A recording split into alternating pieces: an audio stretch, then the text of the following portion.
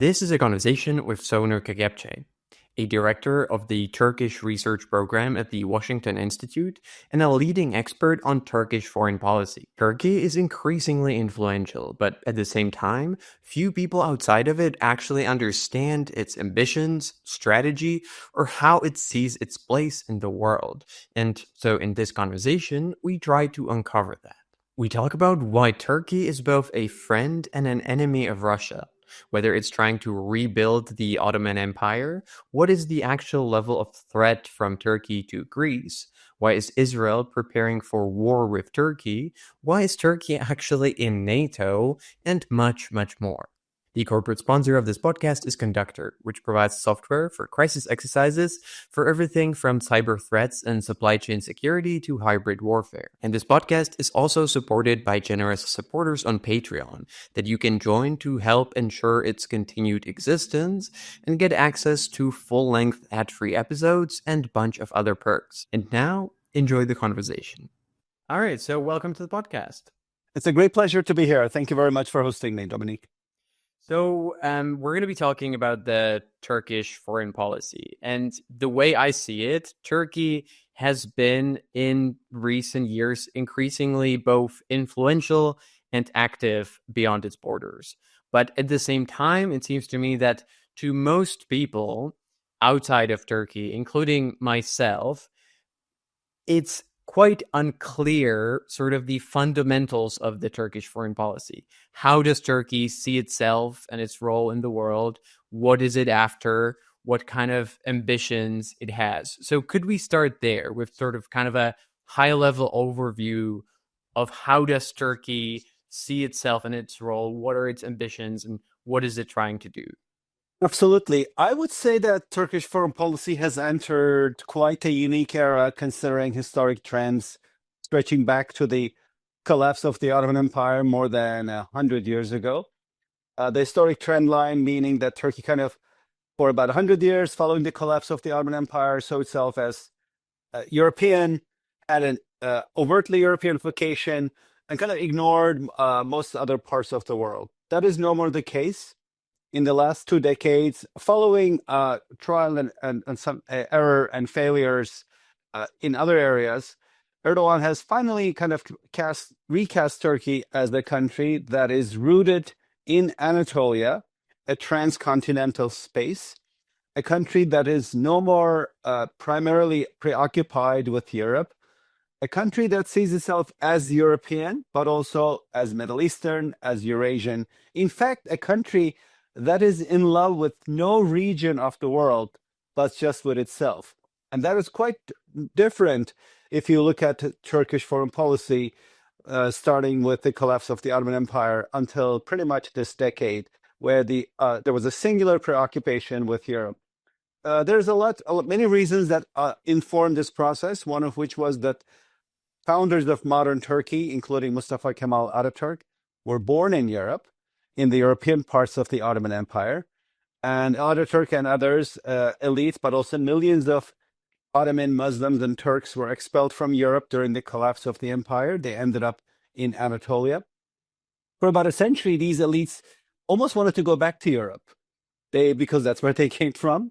That's where their families are from. And so for them, Turkey's Europeanness was a return to Europe, not entry into Europe. And so I would say elites were, both politically and passionately attached to Europe. That is gone. Erdogan represents a new generation of elites who are Anatolian-born and Anatolian-rooted. Those elites have replaced Turkey's European-rooted and sourced elites. And it's natural that these Anatolian-born elites, don't have this kind of political, let's say, identification deep-rooted with Europe as the Kemalist elites did. And instead, they have this Anatolian identity. And so minus the political preoccupation with Europe, therefore, the new Turkey now sees itself as rooted in this transcontinental space. And it basically says, I live here, and I will deal with all regions around me. That's Europe, that's Middle East, that's Eurasia.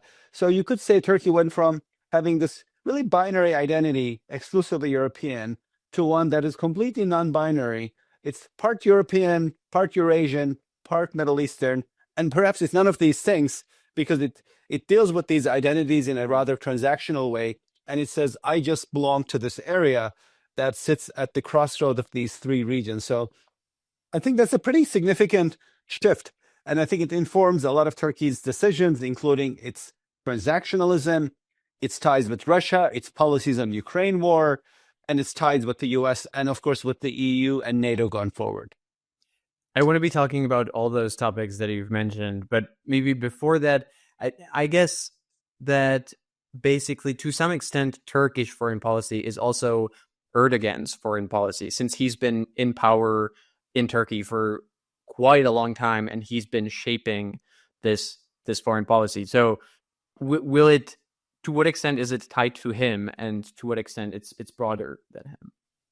I think that Erdogan informs this new trend, but he's also its main protagonist, but he hasn't created it. In other words, this is not a conscious political choice where Erdogan doesn't like Europe or likes the Middle East.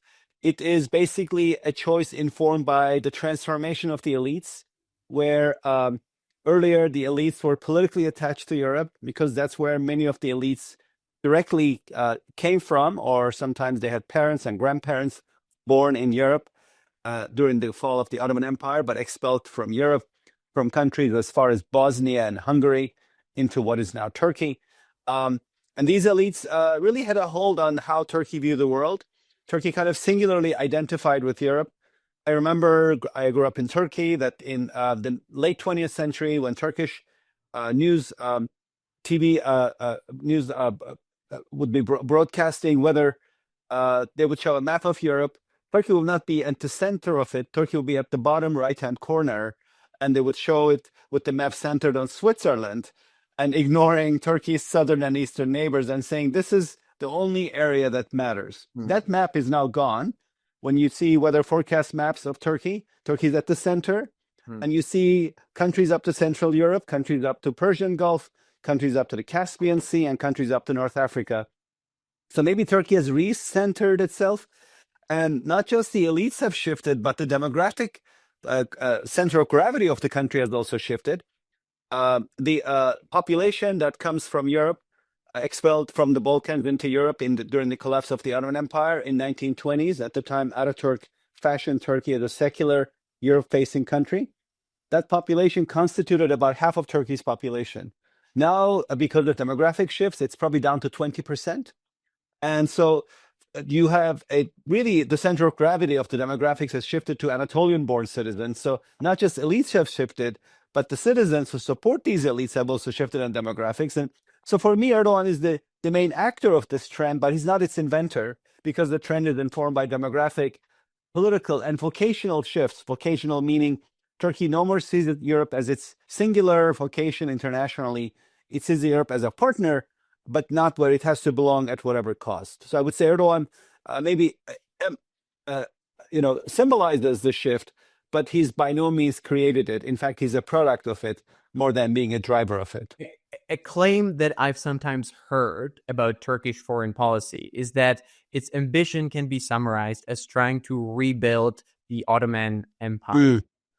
Would you say that this is accurate or true description of its ambitions? And if so, what does that actually mean? In what way would be Turkey trying to do that? I hear this word neo-Ottomanism thrown around quite a bit. I think that it's impossible for modern Turkey to be neo-Ottomanist, this because of Ataturk's reforms. Understanding modern Turkey, including Erdogan, some of whose policies are a reaction to Ataturk, goes through understanding reforms of Ataturk. As the Ottoman Empire fell apart and Ataturk liberated Turkey from Allied occupation at the end of World War I, he then went ahead and crafted Turkey as a purely European, Europe-facing secular society. He implemented a number of dramatic reforms, which I think are kind of revolutionary.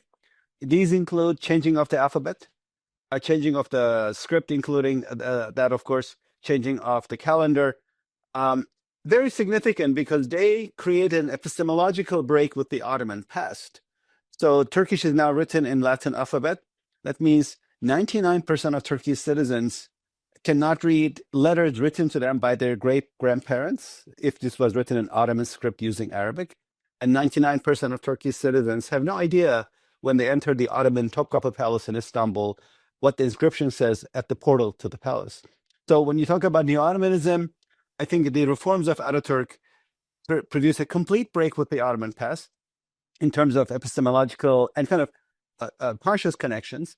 So I describe Ataturk's reforms as saying that he Control Alt Delete reformatted Turkey. You know, when your computer gets stuck, you reboot it, you press Control Alt Delete. That's what Ataturk did for Turkey. He deleted the old software, he loaded new software, and everything has been built on top of new software. So I think when Turks think of Ottoman past, it's more of a romanticized, not a realistic idea of what the Ottomans were. And Erdogan, of course, speaks to that narrative. I think that nations that were great powers once have an inflated sense of their heyday. And this comes with a propensity to be inspired by leaders who embody and speak to this narrative of the heyday. And this is exactly Erdogan. He is, in my view, together with Hungarian Prime Minister Orban, among the early inventors of make your country great again politics in this century. It's a model that has been copied by leaders elsewhere. So Erdogan speaks to a narrative of imperial greatness. It's not quite a connection to the Ottomans, but it's a romanticized connection to the Ottomans. Erdogan is saying this country was a great power once. It did not have to play a small country a role under the EU or NATO. It can be a powerful nation. And to some extent, he has delivered that. Turkey has built a really impressive defense industry, including drones, and as well as having its military has made an amazing comeback from the failed coup attempt in 2016. Turkey has since won, or Turkey and its allies rather, have won wars against Russia and its allies in Syria, most recently in Libya and South Caucasus. Turkey also leverages its position in NATO in its relationship with the United States. For example, recently getting F-16 fighter planes in return for allowing Sweden to join NATO.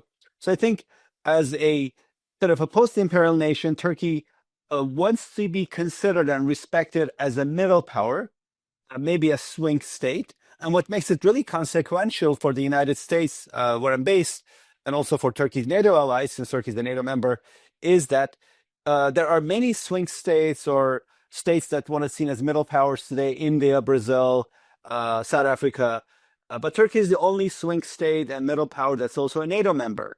So it makes it quite consequential and unique in even considering the class of swing states around.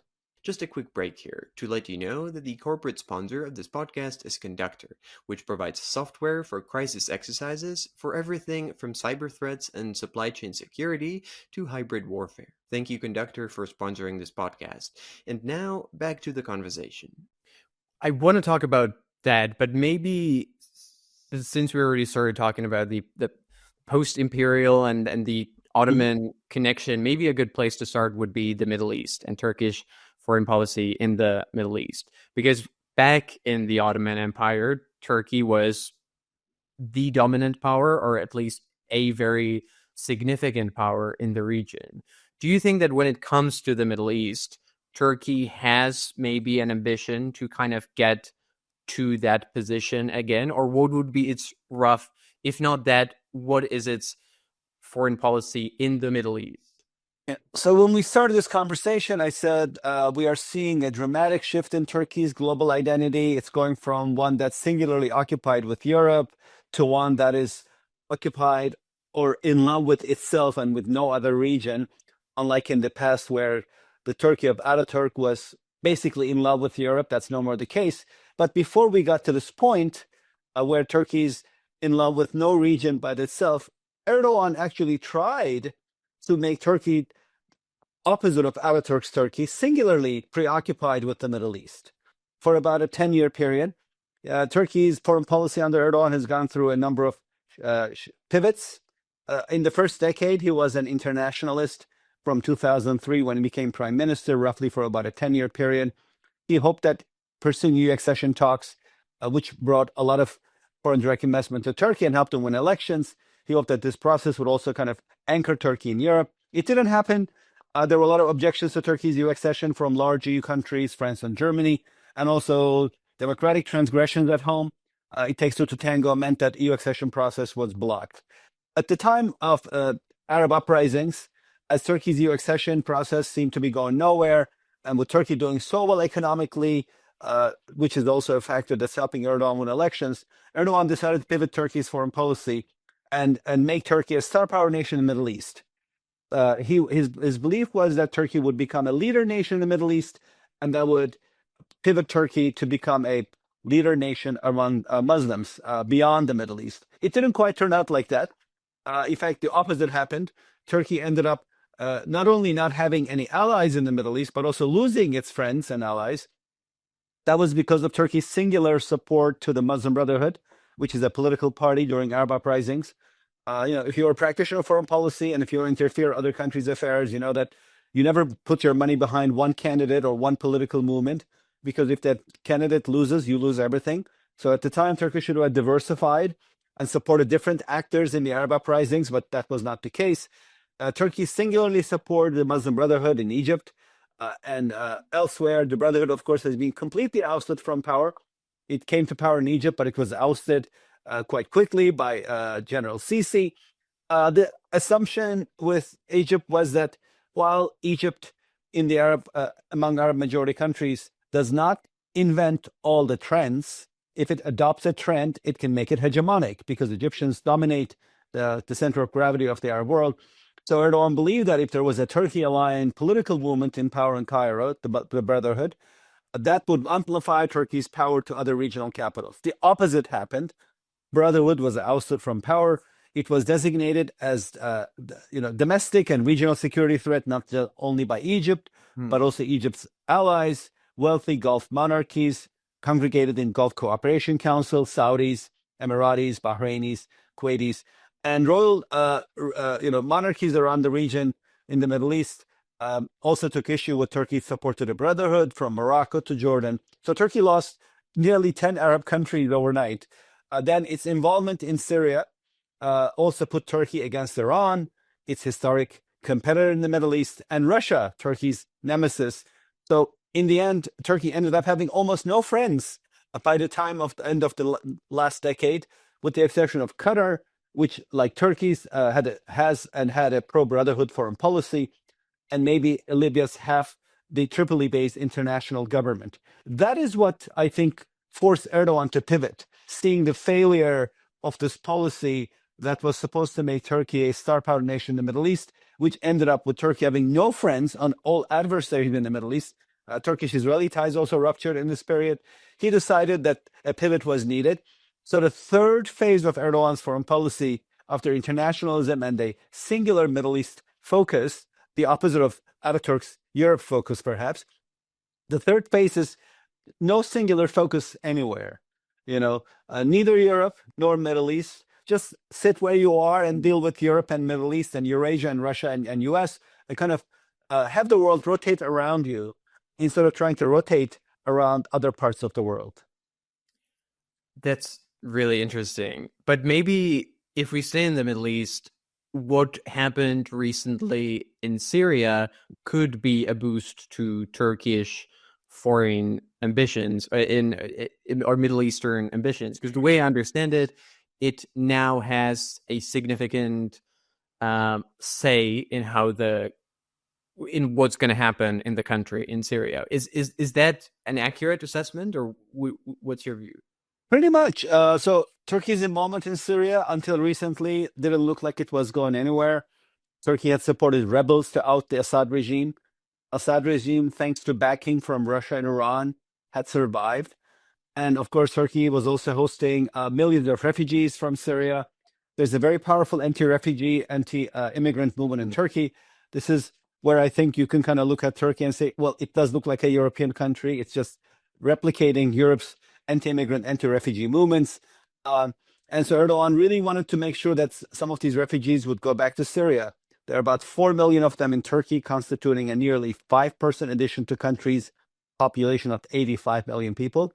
Assad felt that he didn't have to negotiate with Turkey. He was winning. He ignored Ankara.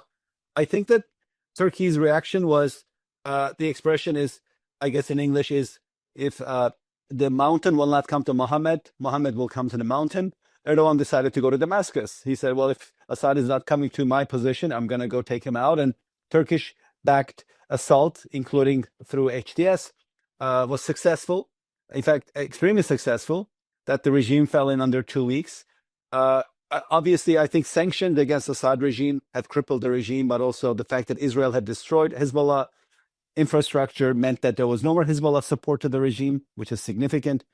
And Russian Air Force and other troops are tied in Ukraine. So that's another area of weakened support. So Turkey took advantage of Ukraine war and Gaza war and Lebanon and Israel related dynamics to take and the weakening of Assad regime, and the regime was out. So now here in the United States, we have a new administration coming in, Trump administration.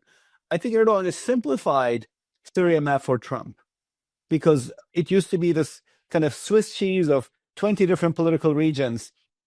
Now it's 2 regions, Syria. If the Euphrates River goes through this country, Western Syria is under Turkish influence through the HTS. Eastern Syria is under U.S. influence through this group called Syrian Democratic Forces, with which the U.S. has allied to fight Islamic State for about a decade. I guess Turkey's game is to stitch Syria back together.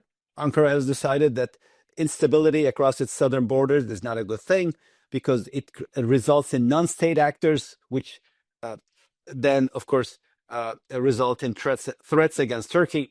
So Turkey wants to see the re-centralization of the Syrian state to its south, and for that, I think Erdogan will offer Trump a grand bargain at their first meeting. The bargain will be that Turkey will moderate and transform HTS, transforming meaning have HTS become inclusive, bring in other Syrian groups on board, have HTS get rid of foreign fighters and terrorists. In return, Trump would have to transform SDF, which would have to include other Kurdish groups, and also expel foreign fighters and terrorists in its ranks, including those affiliated with Kurdistan Workers' Party, PKK, which is a terror-designated entity by Turkey and the United States and NATO countries. So perhaps we are closer to Syria's re-centralization. A lot of things could still go wrong, Dominique. Another round of civil war. If the HTS government doesn't become inclusive enough, some groups could feel alienated and could resent. That could turn into political conflict. Or if HTS is not allowed to restore services and rebuild infrastructure quickly, people who have given the party a carte blanche now will say, well, we're not happy with you. And opposition to HTS, of course, will come not from the left, but from its right, more radical jihadi elements. So I'm not saying everything is wonderful in Syria, but if the transition goes forward, it looks like it is an informal Turkish-American condominium, with Turkey having influence in the West and U.S. in the East. And it will be up to Trump and Erdogan to stitch these 2 pieces of the condominium together back into re-centralizing Syria.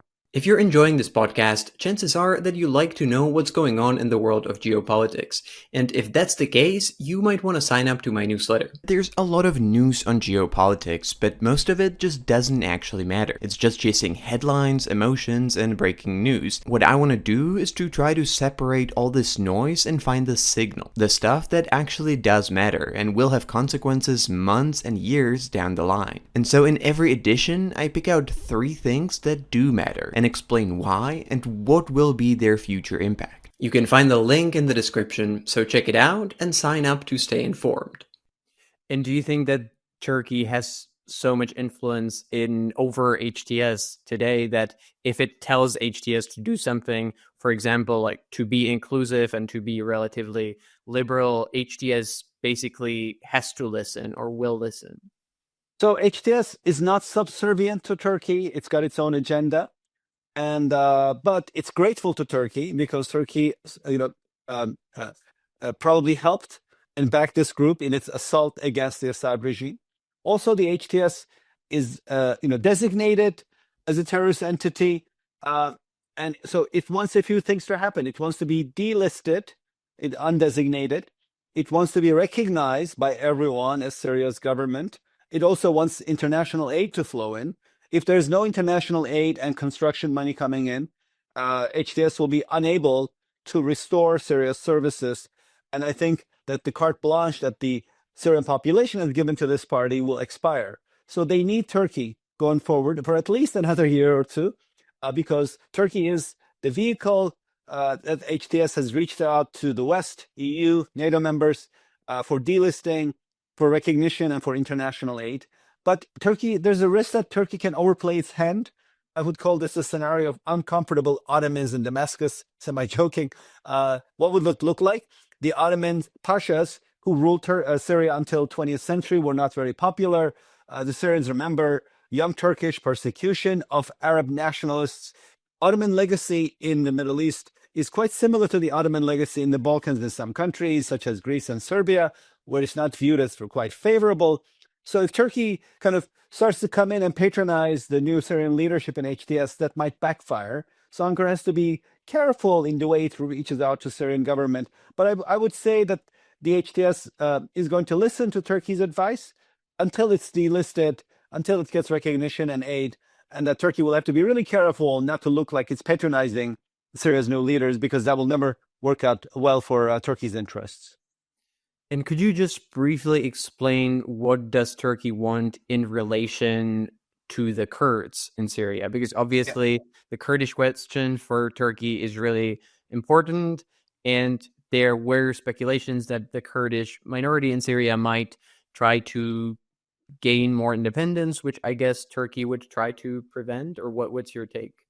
So there are a few pieces of the Kurdish puzzle, one of which is that Turkey is being quite successful in its effort to defeat the Kurdistan Workers' Party, PKK.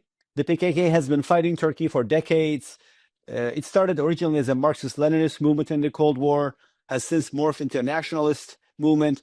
But the PKK has been fighting Turkey for decades, including through terror acts against civilians, bombing the public buses and other civilian targets. Turkey has almost completely defeated the PKK as a terror the threat of terrorism inside the country. But the PKK has some regional offshoots in the Middle East, one of which is in Syria, called People's Protection Forces, YPG. In 2014, the US government partnered with the YPG to fight ISIS, a very tactical partnership. At the time, the YPG folded itself under SDF, Syrian Democratic Forces, of which the YPG is the core element. The US government has supported SDF to fight ISIS. ISIS has been defeated, but a fear is that it may come back. So the question, I guess, for the US administration is, finding a modus vivendi with Turkey, which is part of the ownership of this new informal condominium in Syria, and also at the same time, a new relationship with SDF. I think that what we're going to see is Turkey is pursuing right now a process to disarm the PKK. The PKK's founding leader, Abdullah Öcalan, was caught by Turkey and put in jail in 1999. Öcalan desperately wants to get out of jail, and there's some news stories suggesting that he may call the PKK to disarm and withdraw from Turkey completely. Öcalan would in return get house arrest, I guess. But if the PKK were to disarm and cease to be a threat, the PKK-YPG relationship at that point would not matter as much for Turkey because there's no more PKK. In other words, Turkey can come to terms to live with Syrian Kurds if at the same time, of course, the YPG SDF ejects PKK leadership and disavows its ties to the group. That's why in the earlier part I was suggesting that the US from Turkey is that Ankara should moderate HTS. That will include HTS expelling foreign fighters and getting rid of terrorists, including other Syrians, and maybe changing its name.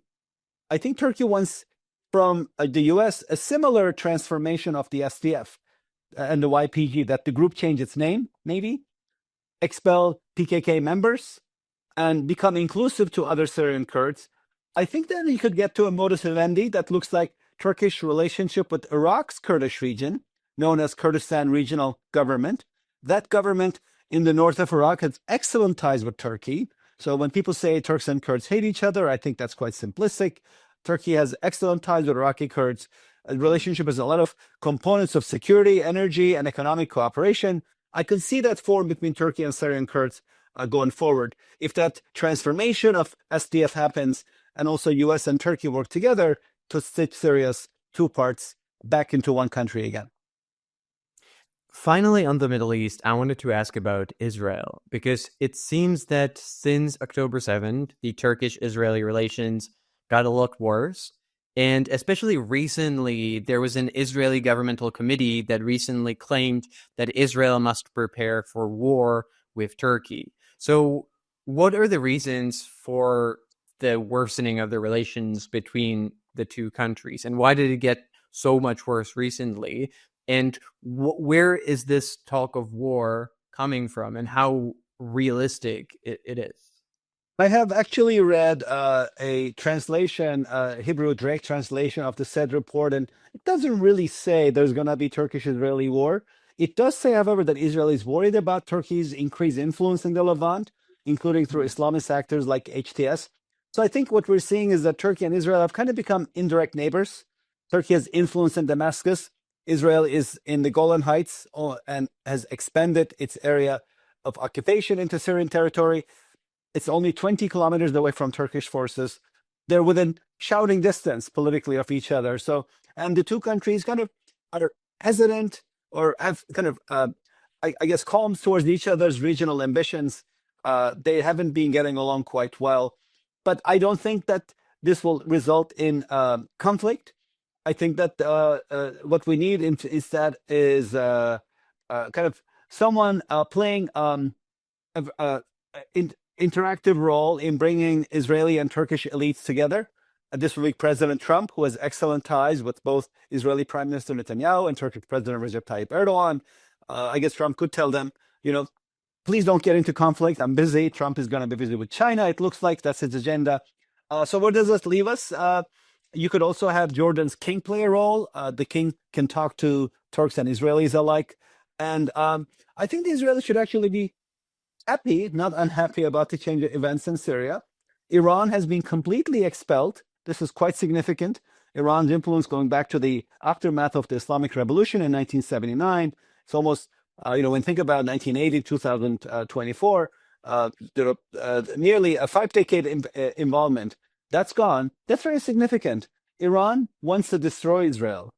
Turkey doesn't like Israel. These two things are very different. Ideally, Turkey and Israel should get along, but I think what Turkey is there is it opposes some of Israel's policies. It doesn't want to destroy it or annihilate it. So Israelis perhaps should take some comfort in the fact that Iran is no more their neighbor, though that neighbor is now perhaps indirectly Turkey. I think that we're going to have to see some kind of Turkish-Israeli detente on regional issues and avoiding escalation. And the detente could be produced, in my view, by President Trump here in the United States. So let's move from the Middle East to the other dimension of Turkish foreign policy, to closer to Europe and to the West.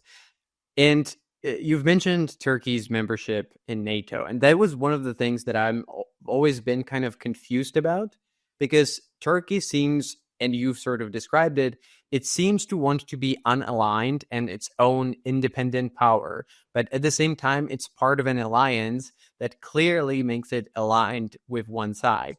And even on Russia, in theory, it's part of the NATO bloc.